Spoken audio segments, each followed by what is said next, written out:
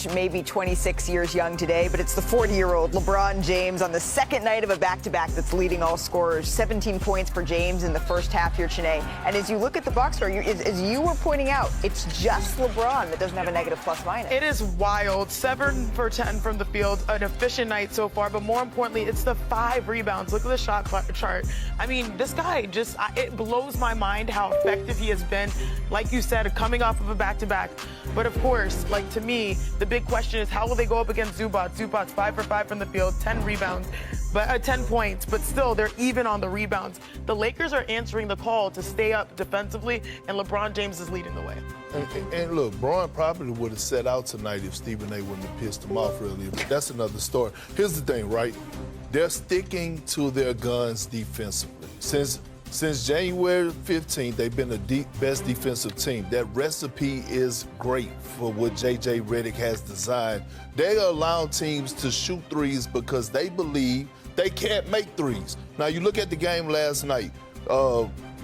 They played the, help me out here for a second. Oh, the Timberwolves. The Timberwolves. Timberwolves shot 12 for 41. Tonight, the Clippers are 6 for 19. And they're going to continue to let you shoot threes because they don't believe that you can make them. And right now, it's actually working out for the Lakers defensively. Well, the Clippers are shooting about 31% from three-point range.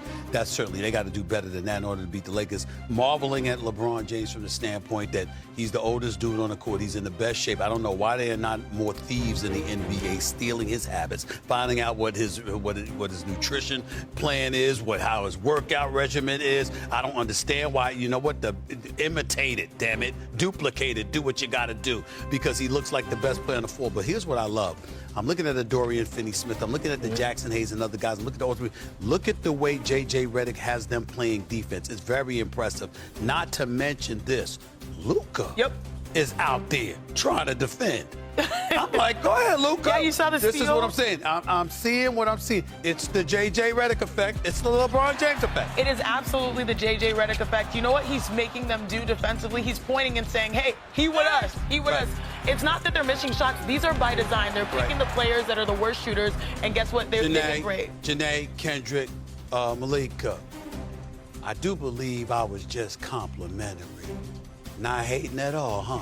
We got a little Battle of LA going down across the street in the second game of our doubleheader here. By the way, happy birthday to Luka Doncic. It is his 26th birthday here. Yep, but there's going to be no California love between these two teams in this one. Sinead, when you look at the individual matchups, the Lakers have essentially been the best team in basketball over the last 20 games, but there are some matchups that could cause some issues here. What can LA prove in this one? Well, they can prove whether or not their defense is sustainable. Since January 15th, I think they've had the best defense in the NBA, and since January 30th, they've been really holding opponents to not shooting the paint. Opponents have shot the second fewest amount of shots in the paint. Now, LeBron James averaged, 14 rebounds per game the last two, 11.5 the last 4. Can he keep going, holding down this team that is really suffering without interior size? Can their defense hold up against Zubac? That's the big question. Now, I know a lot of people say, hey, they did against Jokic, but you're going to have to do it time and time again. How much energy can they keep up with defensively is my point. To me, this game is all about the Clippers. This is a must-win for the Los Angeles Clippers. They're half a game up on Golden State from being in the play-in tournament, right? They're in the postseason right now. You're getting the Lakers coming off a back-to-back. LeBron James, both him and Luka had to play a lot of minutes last night. And both are questionable Both are questionable. No Rui Hachimura, so you should be able to impose your will. Big Zubac should have it his way down there. Ty Lue will have this team prepared, but this is a must-win situation for the must-win tonight for the Clippers. I thank y'all. I really do from the bottom of my heart. I'm very appreciative of what y'all said about the Clippers because I don't think about them much. I love Ty Lue. I know he's a phenomenal coach. I love the fact that Jeff Van Gundy has upgraded them defensively. And I know James Harden, very, very proud of him and what he's been doing at Norman Powell. I'm a fan. I don't take the Clippers seriously unless I know Kawhi Leonard is going to be available, and I never, ever, ever assume he is going to be available when it counts. So that leads me to the Los Angeles Lakers, the #1 team with defensive efficiency since January 15th. I'm looking at LeBron James in the fourth quarter, 11.2 points per game, first in the league, 60.6% shooting from the field, fourth in the league, total rebounds 16, first in the league, 40 years of age, 22nd season in the league, playing in the fourth quarter the way that he's playing, I'm paying attention to defense and I'm paying attention to that because that tells me what I should expect from the Lakers moving forward. I'm not thinking about the Clippers much. I'm thinking about the Clippers. Look, the Lakers have an opportunity to go to the NBA Finals. Yes, they do. They went healthy and rested. But the Clippers could be that dark horse to come out of the West. Like, you look, I'm saying. No, they've been a phenomenal story this year. I don't think that anybody foresaw them doing what they doesn't necessarily care about being the next face of the NBA. But in a recent interview with the Washington Post, Tatum, he thinks it could apply to him. He said, face of the NBA, they can always debate, but it's like I check off all of the boxes. I mean, he's got a point, considering he's the reigning champ's best player, and he told me once he thinks he is the best player when he steps on the floor every single night. But it's not just Tatum that's in this conversation about the future face of the league. There's MVP favorite SGA, there's LA's newest superstar Luka Doncic, Giannis, only 30, and then there's Anthony Edwards, right? But when he was asked at All-Star if he considered himself a top candidate to be next, he said, nah, not really. That's what Victor Wembanyama is for. And if you listen to LeBron last night, the current face of the league didn't exactly blame Ant for not wanting that title. Take a listen. I mean, Channing Frye said it the other day, too, like, I mean, it's unfortunate, but, like, I don't know, why do you want to be the face of the league when all the people that, you know, that cover our game and talk about our game on a day-to-day basis, everybody. All right, so certainly there's a lot to unpack here, Stephen A. What do you make of all of this? I was full of it.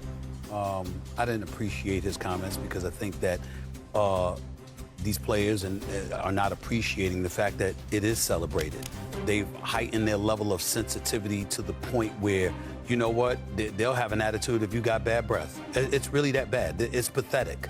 And, you know, when you look at this show, when you look at the morning shows, when you look at NBA Today, when you look at Inside the NBA, when you look at a plethora of other shows at various other networks, there's a lot of time spent celebrating players and celebrating the game.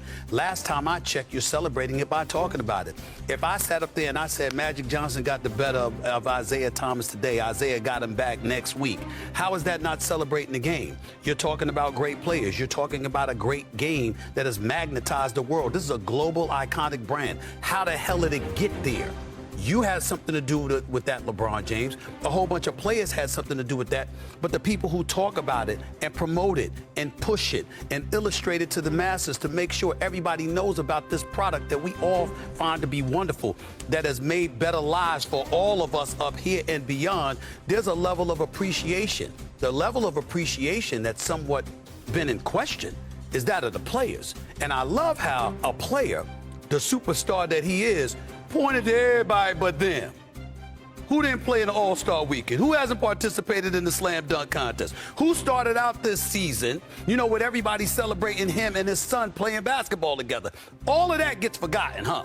It's BS. It really, really is. I could say more. We don't have the time, and I'm not on the appropriate airwaves to say it how I want to say it, so I'll leave it at that. Well, I'm gonna stay to the face of the league. I believe we're at a point in time where it's not one particular